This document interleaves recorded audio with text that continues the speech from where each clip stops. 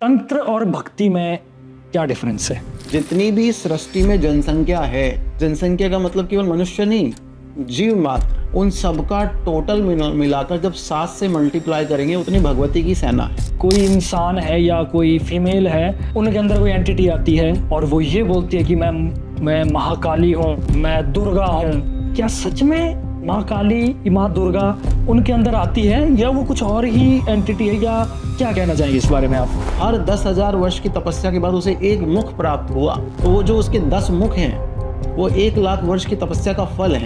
उस समय क्या था, कोई भी मंत्र शापित और कीलित नहीं था। अगर आप मंत्र जप कर रहे हैं, पास से गुजरते हुए किसी सांप ने मंत्र सुन लिया तो सिद्ध हो जाता था। भगवान शंकर ने सारे मंत्रों को कीलित कर दिया और उन्होंने बोला जो गुरु दीक्षा के माध्यम से शैव उपासना या शाक्त उपासना या शाक्त शैव गुरु के माध्यम से जो दीक्षित होगा वो अब मुझ तक पहुंच पाएगा। दोस्तों, स्वागत है आपका हमारे इस चैनल TLT क्लिप्स में, जिसमें आपको बहुत इंटरेस्टिंग टॉपिक्स देखने को मिलते हैं। आगे बढ़ने से पहले वीडियो को लाइक ज़रूर कर दें और जो लोग नए हैं चैनल को ज़रूर सब्सक्राइब करें। तंत्र और भक्ति में क्या डिफरेंस है?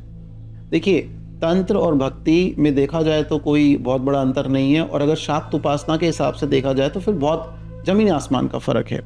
भक्ति क्या है, आप अपने देवता के प्रति लालायित हैं, आप पंचोपचार षोडशोपचार अलग अलग पूजन करते हैं, अलग अलग सामग्रियाँ चढ़ाते हैं, देवता को प्रसन्न करते हैं, पौराणिक मंत्रों का जप करते हैं और देवता के चरणों में आप जाना चाहते हैं। जी। तंत्र में देवता आपके पास आता है।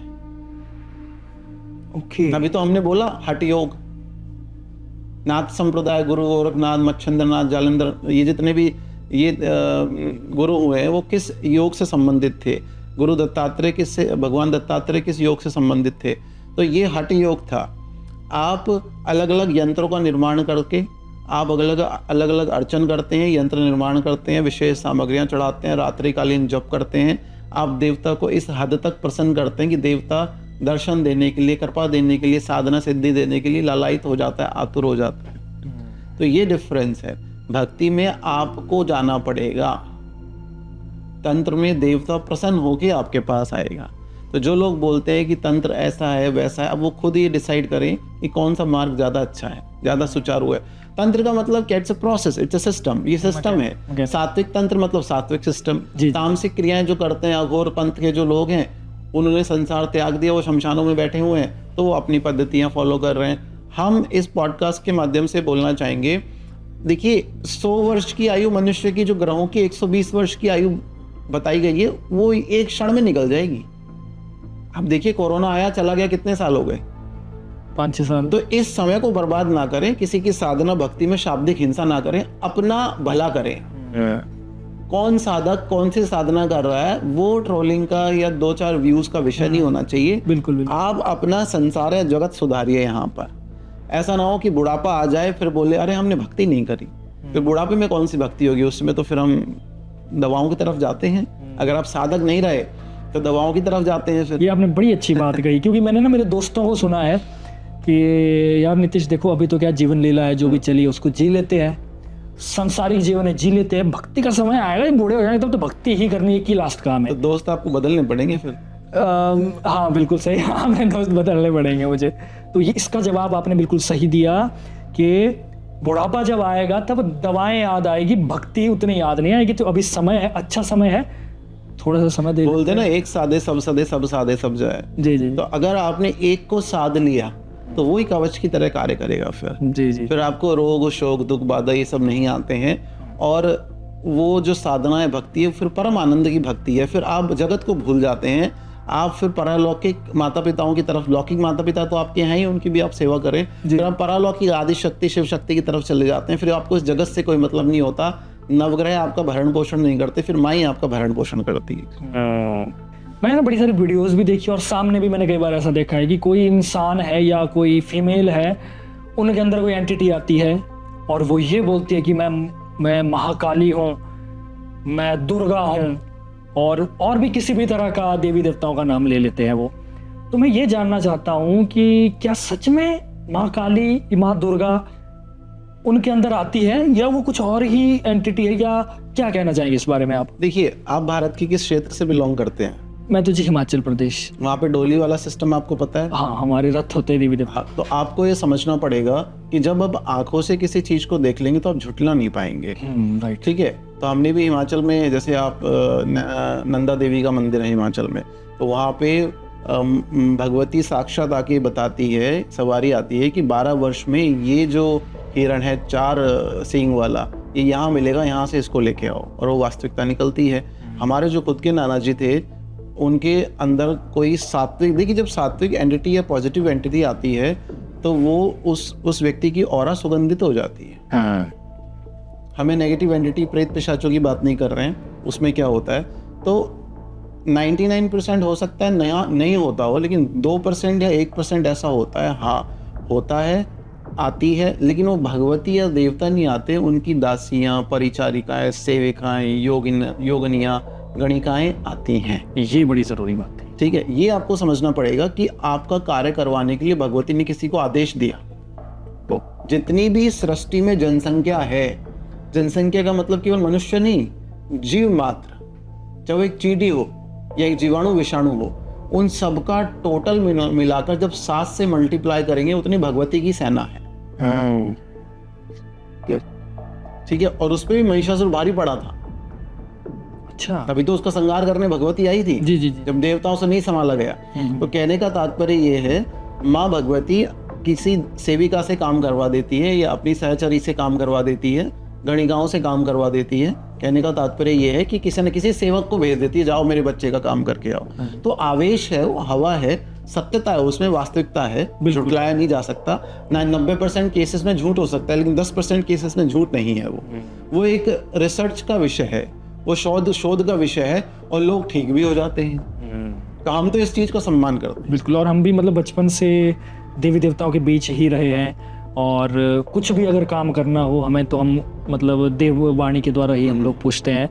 और जो भी देव खेल, हमें से बेसिकली हम इस कहते हैं हिमाचल में, देव खेल किसी के अंदर आती है तो उसके थ्रू हम हिमाचल में मैक्सिमम, वैसे कुल्लू और मनाली की जगह में मैक्सिमम देवी देवता हमारे थोड़े से ज़्यादा है, तो हिमाचल में भी, पर कुल्लू मनाली में देवी देवता थोड़े से हमारे ज़्यादा है, ऋषि मुनि हो गए, बहुत सारे हैं। तो हम इस चीज़ पर मतलब काफ़ी बिलीव करते हैं। क्यों है ज़्यादा?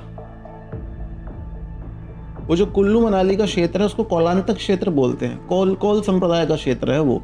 और कोल संप्रदाय क्या है, इसके लिए मैं आपको एक कथा सुना देता हूँ। देखिए, आप जिस क्षेत्र से है उसकी कथा आप व्यूअर्स भी सुन लेंगे। जी जी जी। कि रावण जब पुष्पक विमान पे बैठ के भगवान शंकर से सबसे पहली बार जब मिलने गया, तो उस क्षेत्र में प्रवेश ही नहीं कर पाया। तब भगवान शंकर के गण नंदी आदि और देवऋषि नारद ने उन्हें बताया कि ये क्षेत्र कीलित है भगवान शंकर की महा अमोघ आसुरी शिव विद्या से, तो आप अंदर प्रवेश नहीं कर सकते। तब उसने भगवान शंकर की तपस्या करी। तो गाइस, मार्केट में आपने बहुत सारी ऐसी चीजें देखी होगी, जैसे कोई माला, ब्रेसलेट या किसी भी तरीके का सुरक्षा कवच, जो ये कहेंगे कि आपको ये काले जादू से, बुरी नजर से या तंत्र विद्या से बचाएगा वगैरह वगैरह। लेकिन किसी चीज को बिना प्राण प्रतिष्ठित किए, बिना एनर्जाइज किए, वो मात्र एक शो पीस है और एक फैशन तक ही वो सीमित है। इसलिए हम आपके लिए लेकर आए हैं 100% ओरिजिनल रुद्राक्ष के प्रोडक्ट्स, जो कि हमने खुद महादेव के मंदिर में, शिवलिंग में प्रतिष्ठित किए हैं और उनको एनर्जाइज किया गया है, जो कि आपको किसी भी तरीके की बुरी नजर, काला जादू या तंत्र विद्या से आपकी रक्षा करेगा और आपके अंदर बहुत सारी पॉजिटिविटी लाएगा। तो गाइस, इसमें बहुत सारे हमारे प्रोडक्ट्स हैं, जैसे तरह तरह की मालाएं हैं जो कि आप जाप भी कर सकते हो और उनको पहन भी सकते हो। इसके अलावा नज़र सुरक्षा के लिए ये प्रोडक्ट्स है जो कि आपको बुरी नज़र से बचाएंगे, और इसके साथ ही ब्रेसलेट्स है। तो गाइस, अगर आप लेना चाहते हो हमारे प्रोडक्ट, तो हमारे वीडियो के डिस्क्रिप्शन में जाइए, वहां पर हमारी इंस्टाग्राम आईडी होगी, वहां पर आप प्रोडक्ट चूज कर लीजिए और अच्छा लगे तो जरूर लीजिए। तो तब तक के लिए देखते रहिए द लिमिटलेस टॉक। जय भोलेनाथ। हर 10,000 वर्ष की तपस्या के बाद उसे एक मुख प्राप्त हुआ, तो वो जो उसके 10 मुख हैं वो 1 लाख वर्ष की तपस्या का फल है। अच्छा। तब उसे भगवान शंकर ने ज्ञान दिया अमोघ शिव विद्या का। जैसे ही इंद्र को पता लगा, इंद्र को फिर ये हुआ कि हमारे पास भी ज्ञान होना चाहिए। अगर किसी पड़ोसी एंटी देश ने कुछ खरीद लिया तो हम भी तुरंत मिसाइल खरीद लेते हैं। जी जी जी। तो इंद्र पहुंचे फिर भगवान शंकर की उपासना आराधना करने के लिए। उन्होंने भी देवगुरु बृहस्पति के कहने पे 10,000 वर्ष की तपस्या संपन्न की। उन्हें भगवान शंकर ने बुलाया अब इंद्र क्या उतावले हैं, ललायत हैं, तो उन्होंने तंत्र विद्या की जगह तंत्र बोल दिया। तो भगवान शंकर ने छोटे छोटे झुंझुने उन्हें दे दिए, झाड़ा कैसे लगाया जाए, बुखार कैसे उतारा जाए, वो उन्होंने सारा लिखा इंद्रजाल में। ओके, आपने सुना है पुस्तक का नाम, लेकिन कथा नहीं पता थी। फिर इन्होंने सबको बांट दी, वो यम, कुबेर, वायु, अग्नि की, जाओ इसका प्रचार प्रसार करो। रावण को जब ये बात पता लगी तब उन्होंने इसकी काट के लिए दूसरा ग्रंथ बनाया, उड्डयन तंत्र। और उसी समय के आसपास गुरु दत्तात्रेय, भगवान दत्तात्रेय का भी समय रहा। उस समय क्या था, कोई भी मंत्र शापित और कीलित नहीं था।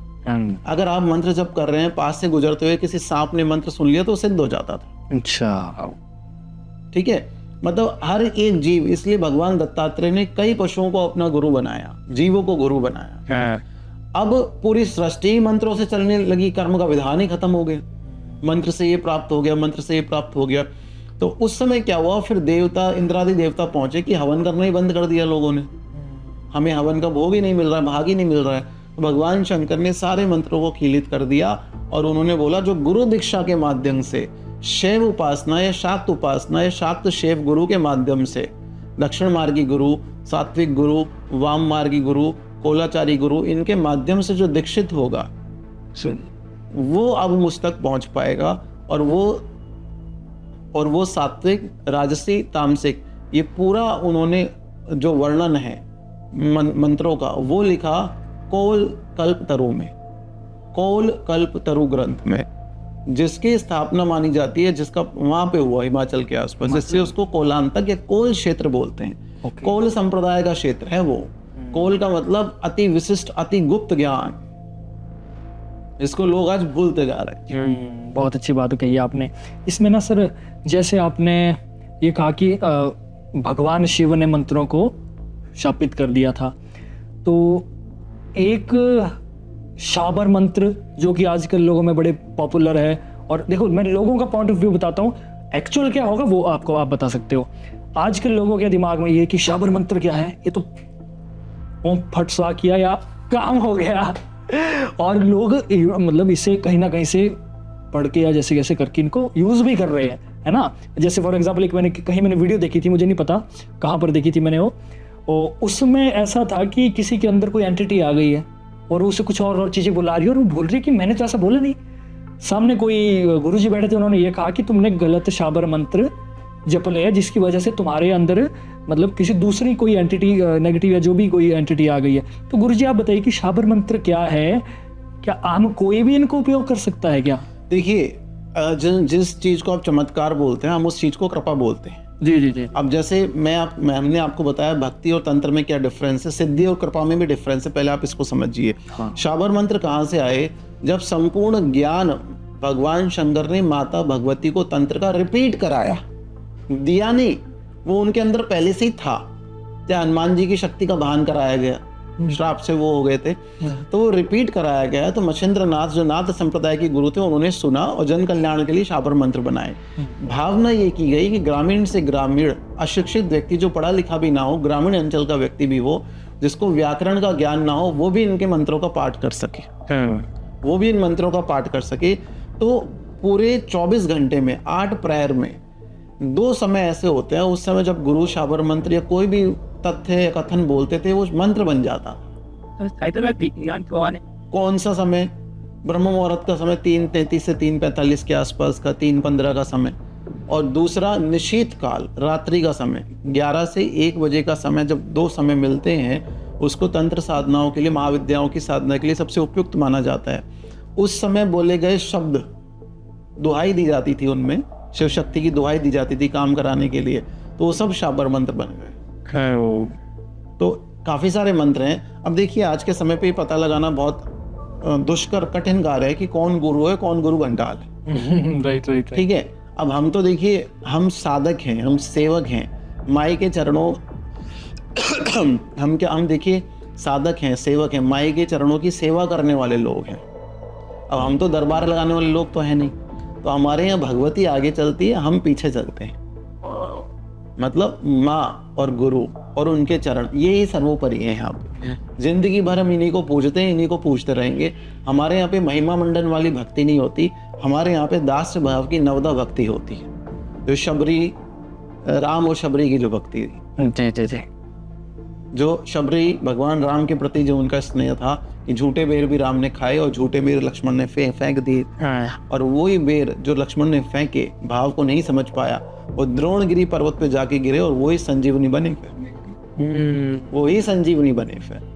आप समझ रहे हैं? तो हमारे यहाँ भाव प्रदान भक्ति है। आप जब सोचते हैं हमने भगवती को प्रसाद पुष्प सब चढ़ा दिए, भगवती किसी का प्रसाद पुष्प बलि कुछ भी नहीं लेती है, वो उसके पीछे जो भाव है उसको ग्रहण करती है। ओके। आपको पता है कमल पुष्प पहले दिन से लेकर कमल पुष्प जब तोड़ा जाता है 15वें दिन तक चढ़ाया जा सकता है, उसकी महिमा है। अगर आपके पास कोई पुराना कमल पुष्प भी है जो 15 दिन तक का हो गया तो आप उसको देवता को अर्पित कर सकते हैं। तो उसके पीछे का जो भाव है, सुदामा के पास क्या था? एक चावल जो उन्होंने चढ़ाया उससे पूर्ति कैसे हो सकती है, लेकिन वो भाव देखिए, उस भाव से क्या हुआ, दास तो तीनों लोगों का स्वामी बन गया और तीनों लोगों की स्वामी दासत्व में आ गए। तब रुक्मणी ने उनको संभाला, भगवान वासुदेव श्री कृष्ण को। तो यह भाव के ऊपर है, भक्ति अगर भाव प्रदान है तो सब सफल है। तो आपको गुरु भी देखना पड़ेगा। अगर आपकी जन्म पत्रिका में गुरु चंद्र योग है, गजकेसरी योग है, गुरु शुभ ग्रहों के साथ केंद्र स्थानों पे बैठा हुआ है या फिर एकादश भाव में बैठा हुआ है, तो फिर आपको अच्छे गुरु की प्राप्ति होगी, अन्यथा आपको अच्छे गुरु की प्राप्ति नहीं होगी। तो दोस्तों, अगर आपको आज की वीडियो अच्छी लगी, लाइक करें, कमेंट करें और अपने दोस्तों में ज़रूर शेयर करें और चैनल को ज़रूर सब्सक्राइब करें। तब तक के लिए देखते रहिए TLT क्लिप्स। जय शंकर।